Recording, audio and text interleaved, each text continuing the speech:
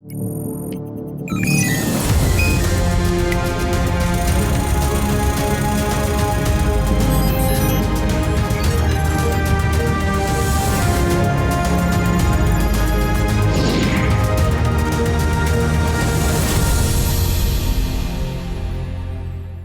and a very warm welcome to Science Monitor, your weekly update on what's happening in the field of science, technology and innovation in and around the country. I'm Ashwarya with you. From the conclusion of the 107th Indian Science Congress in Bengaluru to an edible coating to increase the shelf life of a fruit, we have lots in store for you. So let us begin with the headlines. 107th Indian Science Congress concludes in Bengaluru. Vice President asks scientists to find long-term solutions to farmers' problems. Finding R&D facilities just a mouse click away. ISTEM Portal to link researchers with resources across the country. Edible coating developed from agricultural waste. Better solution to increase the shelf life of agricultural produce like fruit. 14 scientists selected for the Swarna Jayanti Fellowships, scientist-specific fellowship by Government of India to encourage basic research in frontier areas of science and technology. Now, news in details. The 107th Indian Science Congress concluded on 7th of January with a call to find long-term solutions to farmers' problems. The annual 5-day conference attracted more than 1 lakh visitors who came to see the various programs and exhibitions organized during the event. The event saw many sessions and activities and brought all the stakeholders of science on one platform to deliberate on the focal theme of the year. Here is a report. The 107th Indian Science Congress that started on 3rd January at the University of Agricultural Sciences, Bengaluru, came to an end on 7th January. More than 10,000 participants, including Nobel laureates, researchers, experts and students, attended this mega congregation of science. And more than 1 lakh people visited the conference and witnessed the scientific progress of the country through various expos organized during the event. Whatever researches, whatever new inventions are taking place in the field of science, they are shown here. This was a very informative exhibition. We got a lot of knowledge. It is very useful for our student like us to know the things which are apart from our studies. Organized under the focal theme of Science and Technology, Rural Development, the 107th Indian Science Congress saw events like Science Communicators Meet, Women's Science Congress and Children's Science Congress. The sessions were attended by many dignitaries including subject experts that participated in these programs. Apart from this, for the first time, a session on Farmers' Science Congress was also organized, in which the participants deliberated on the need to broaden the use of science and technology in rural and agricultural sector.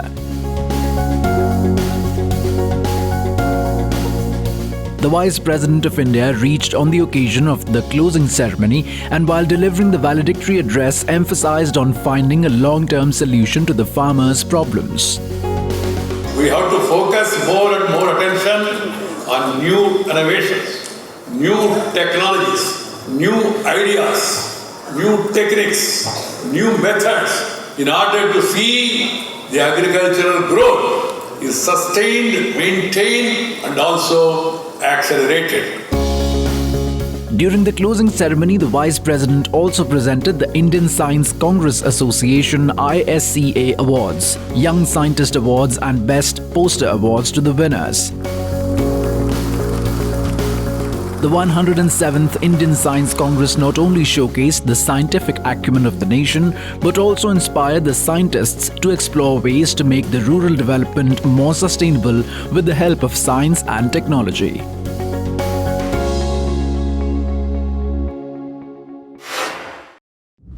The team of Science Monitor interacted with different people at the Indian Science Congress in Bengaluru to find out their opinion about this annual event. Let us see what do they think about this conference. One of the main objectives of the Indian Science Congress is to inculcate science in the young minds. And also, the second point is, what is our challenge before us? If you look at the developed countries, where are we? So, therefore, we invited various experts from different countries. It is benefiting me a lot because now I have my research work to carry on, my dissertation work. So I'm getting more topics over here, and I see so many people, showcasing their researches over here, and it's really very interesting, and it is so thought-provoking over here. So I'm sure all of us would be gaining a lot of knowledge while we go back out of this place. Many countries are evolving very rapidly. It's not just Europe and not just, say, America who are, pushing science forward. It's the other countries that are coming up. Therefore, I believe that the science development will go faster, and this will be good for mankind. Women need to take it as an institution of doing the scientific research. And I'm sure this is a field of, today we have the knowledge around, and we need to only tap the opportunity and work towards achieving this dedicated goals. This is a very beautiful experience, and children have to be given opportunity for participating like these events. When we will get the information right regarding basic science to all the sciences that we will get the information. We have 6 crore children like this in our villages. At least there should be 600 brilliant, great scientists in there.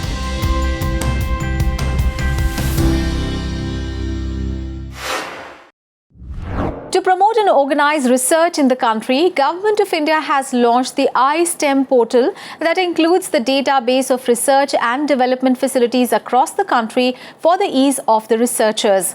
The portal was unveiled by Prime Minister Narendra Modi on 3rd of January during the Indian Science Congress in Bengaluru. Let us see the report to know more about this portal and its objectives. At the inauguration ceremony of the 107th Indian Science Congress in Bengaluru, Prime Minister Narendra Modi handed over the Indian Science Technology Engineering Facilities Map (ISTEM) to the nation. The central portal is being considered as an important step to facilitate research in the country, as through this gateway, researchers will be able to locate and use the appropriate facilities for their R&D work.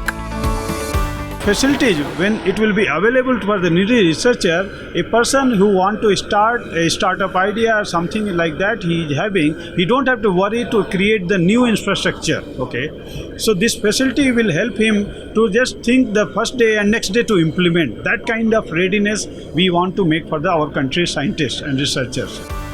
The ISTEM portal has been built by the Nanoscience Centre of Indian Institute of Science, Bengaluru, and is also being managed by it. The project was conceptualized by the Office of the Principal Scientific Advisor to the Government of India to hold the database of all the R&D facilities established in institutions around the country and to enable their sharing in a transparent manner. So now for the users, finding and reserving the required facilities is just a mouse click away. What way we have made that people can just register, there is no charge for registration, either it is custodian and either our user. Custodian can share their research facility, user can use that facility. Okay, so we have made facility so that people can register, they can locate the nearby facility based on their need. If suppose something is available tomorrow and they need it urgent basis, they can do, and they also locate in various states if they want to see the optimal cost. The ISTEM portal will not only foster efficient and optimal use of equipment and capabilities, but also enable cooperation and collaboration in the academic and industrial R&D community. Now it is time for a short break. Stay tuned as we'll be back with more stories. Welcome back. After the break, you're watching Science Monitor. Mohali-based National Institute of Agri-Food Biotechnology under the Department of Biotechnology, Government of India is constantly researching to improve the quality of the agricultural produce and products. In such an endeavor, scientists of this institute have developed a coating from the agricultural waste that will keep the food products, especially fruits, fresh for a longer period of time. To know more about this unique coating, let us see the report.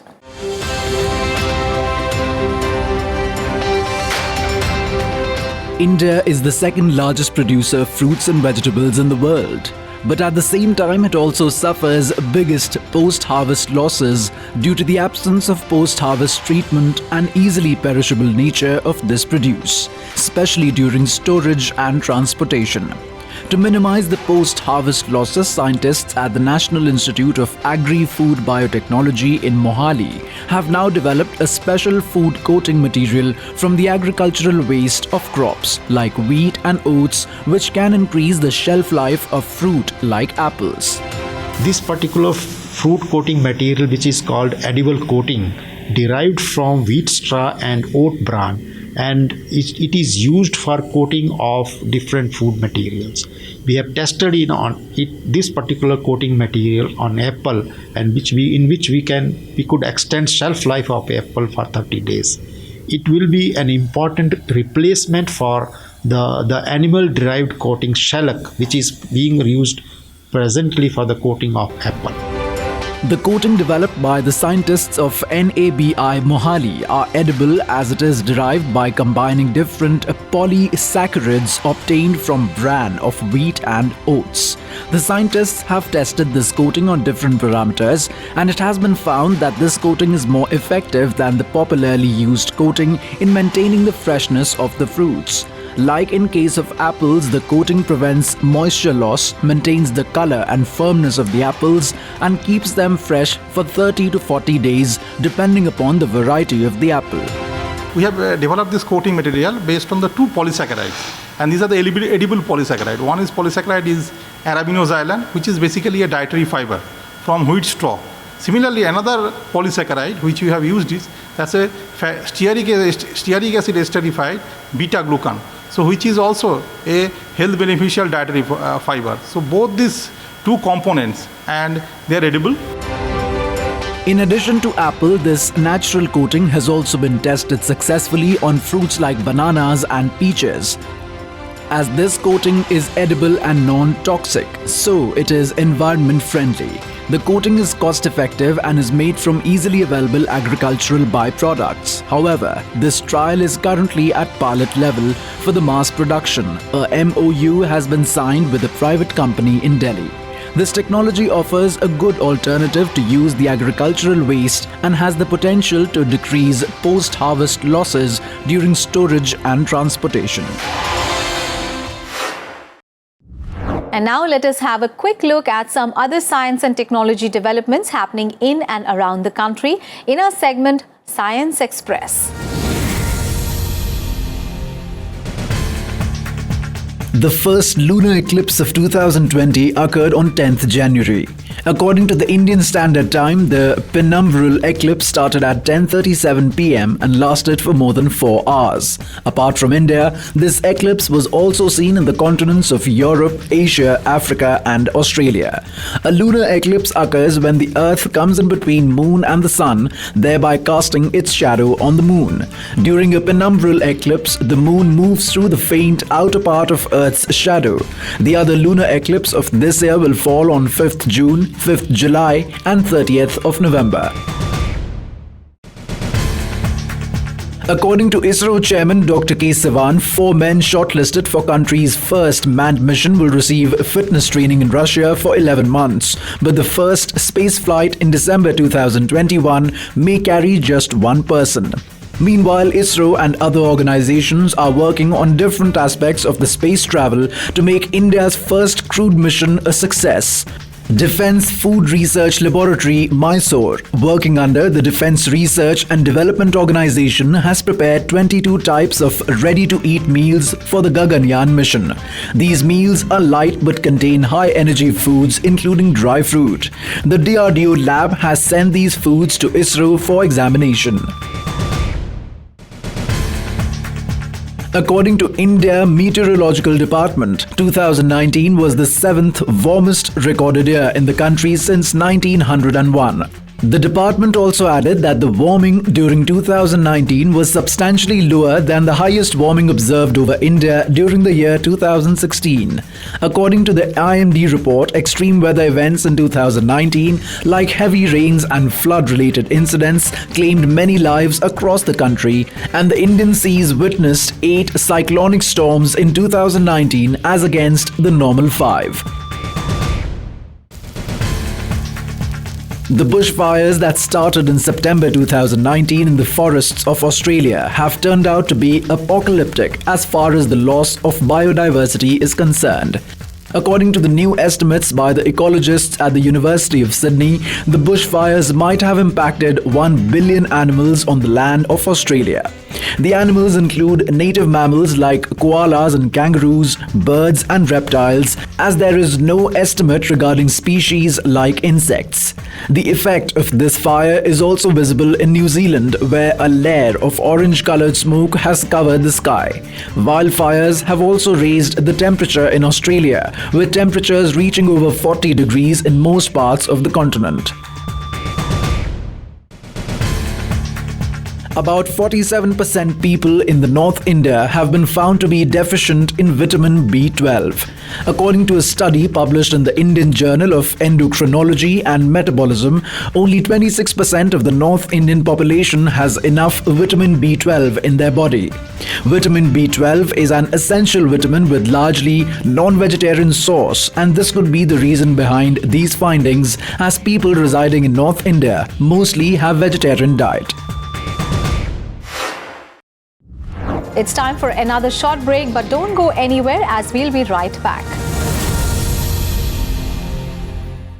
Welcome back after the break. The Government of India has selected 14 scientists under the Swarna Jayanti Fellowship Scheme for the year 2018-19. These scientists are associated with projects containing innovative research ideas and with the potential of making impact on R&D in the respective disciplines. Let us find out more in this report. To commemorate India's 50th year of independence, the Swarna Jayanti Fellowship Scheme was instituted by the Government of India to provide special assistance and support to talented young scientists below the age of 40. Selected through a rigorous 3-tier process, these scientists are allowed to pursue unfettered research with freedom and flexibility. For the year 2018-19, 14 scientists have been selected for this scientist-specific fellowship. The 14 awardees are Dr. Sheetal Gandotra from CSIR, Institute of Genomics and Integrative Biology, New Delhi. Dr. Jitendra Giri from National Institute of Plant Genome Research, New Delhi. Dr. Rakesh Singh Leshram from Rajiv Gandhi Centre for Biotechnology, Thiruvananthapuram. Dr. Vishal Rai from Indian Institute of Science Education and Research, Bhopal. Dr. Kanishka Biswas from Jawaharlal Nehru Centre for Advanced Scientific Research, Bangalore. Dr. Gopalan Rajaraman from Indian Institute of Technology, Bombay, Mumbai. Dr. Apurva Khare from Indian Institute of Science, Bangalore. Dr. Mahinder Singh from Indian Institute of Science, Education and Research, Mohali. Dr. Subimal Ghosh from Indian Institute of Technology, Bombay, Mumbai. Dr. Smarjeet Karmakar from Tata Institute of Fundamental Research, Hyderabad. Dr. Arjun Bagchi from Indian Institute of Technology, Kanpur. Dr. Anindya Das from Indian Institute of Science, Bangalore. Dr. Yogesh Simhan from Indian Institute of Science, Bangalore. And Dr. Shweta Agrawal from Indian Institute of Technology, Madras, Chennai. The main purpose of this fellowship is to promote better science to the young faculties. This year it has been awarded to one of from the physics, it has been awarded to me, and I'm grateful to DST for this award. The proposal about this fellowship, what I have to detect new type of particle in our solid state physics. The awardees are supported by the Department of Science and Technology for Fellowship and Research. This will cover all the requirements for performing the research and including a fellowship of Rs 25,000 per month, as well as a research grant of 5 lakh rupees for 5 years in addition to their salary. And finally, it is time to know what are the contributions of this week in the field of science and technology. So let us see our special segment, History of Science.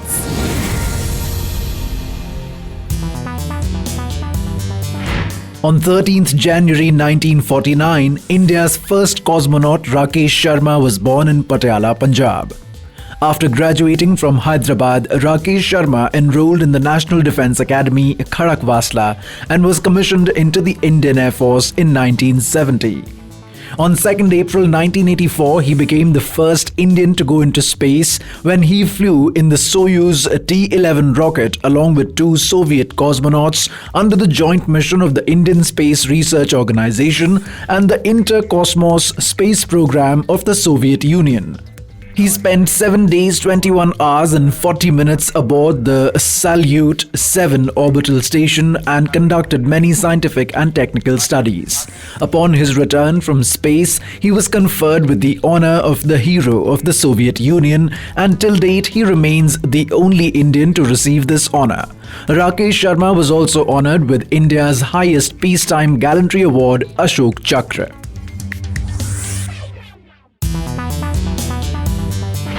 On 14th January 1953, the Central Electrochemical Research Institute (CECRI) of the Council of Scientific and Industrial Research was inaugurated in Karaikudi, Tamil Nadu. Today, it is the largest research establishment for electrochemistry in South Asia. CECRI carries out R&D work covering all facets of electrochemical science and technology such as corrosion science and engineering, electrochemical materials science, electrochemical power sources, electrochemical pollution control, fundamental electrochemistry, electrometallurgy, industrial metal finishing and nanoscale electrochemistry. Since its inception, the institute has produced 5,500 research and review papers and owns 750 patents. On 16th January 1964, Charles Theodore Daughter, a vascular radiologist, performed the first percutaneous transluminal angioplasty by dilating the clogged leg artery of an 82-year-old woman using a wire guide and coaxial catheter pair. Daughter used only a tiny pinhole for access and used medical imaging to see inside the body without the need for open surgery. This groundbreaking procedure to open a blocked blood vessel saved the patient from a potential leg amputation as she was suffering from a gangrenous foot. Dr. Daughter created a new medical approach of minimally invasive, image-guided procedure, which is now used to treat a broad range of diseases throughout the body. In 1978, Daughter was nominated for a Nobel Prize in Physiology or Medicine but was not selected. That's all in today's edition of Science Monitor. Do tell us how do you like our program. You can send your feedback and suggestions through email. Our email ID is news@vigyanprasar.gov.in. You can also write into us at Vigyan Prasar, 5th floor, Prithvi Bhavan, Lodhi Road, New Delhi, 110003. We'll meet you again next week with new informative stories on science, technology and innovation. Till then, stay tuned to Rajya Sabha TV and think scientific. Bye-bye.